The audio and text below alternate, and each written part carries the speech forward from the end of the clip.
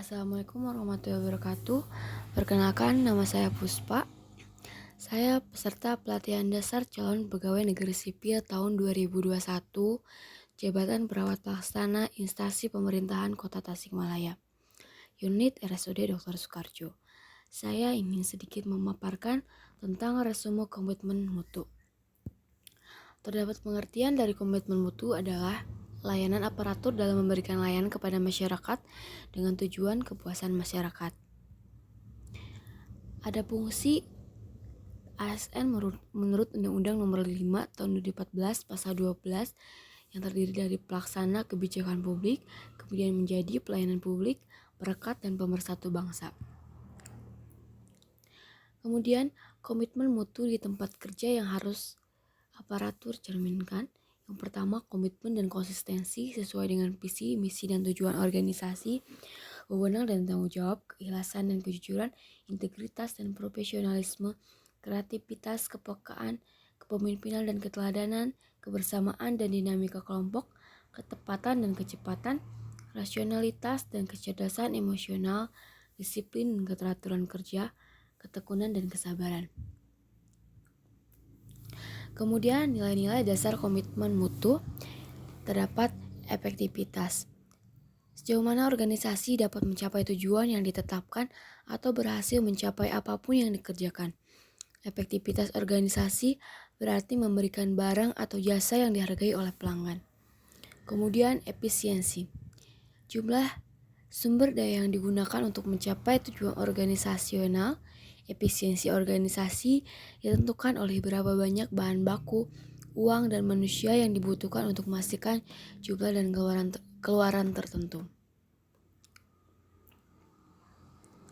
Kemudian ada inovasi. Cara utama di mana suatu organisasi beradaptasi terhadap perubahan-perubahan di pasar, teknologi, dan persaingan. Kemudian mutu merupakan apapun yang menjadi kebutuhan dan keinginan konsumen, nihil cacat, kesempurnaan, dan kesesuaian terhadap persyaratan, kesesuaian terhadap spesifikasi.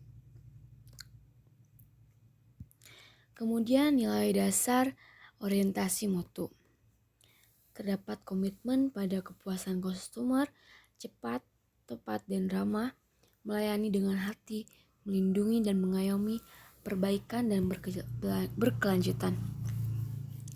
Inovasi dalam layanan publik.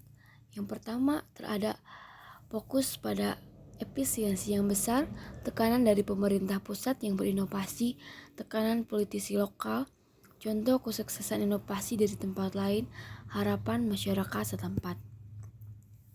Kemudian, menjaga komitmen mutu. Terdapat beberapa yang dapat dijaga dari komitmen mutu. Yang pertama ada goals. Goals atau tujuan. Untuk menjaga komitmen dan mutu harus memiliki tujuan atau sasaran yang ingin dicapai.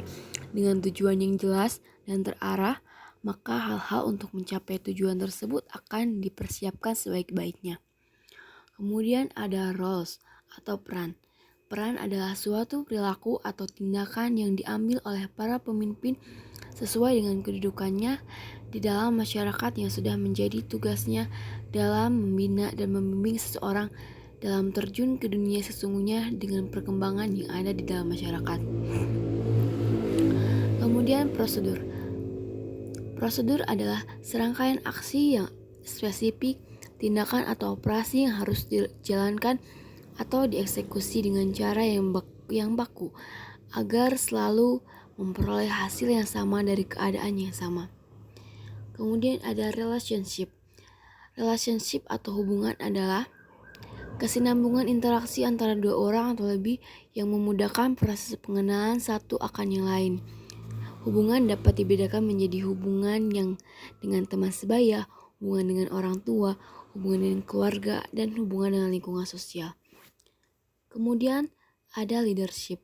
Kepemimpinan merupakan sebuah kemampuan menggerakkan, memberi motivasi, dan mempengaruhi orang-orang agar bersedia melakukan tindakan-tindakan yang terarah pada pencapaian tujuan melalui keberanian mengambil keputusan tentang kegiatan yang harus dilakukan. Cukupkan sekian pemaparan tentang resume komitmen dari saya. Terima kasih. Assalamualaikum warahmatullahi wabarakatuh.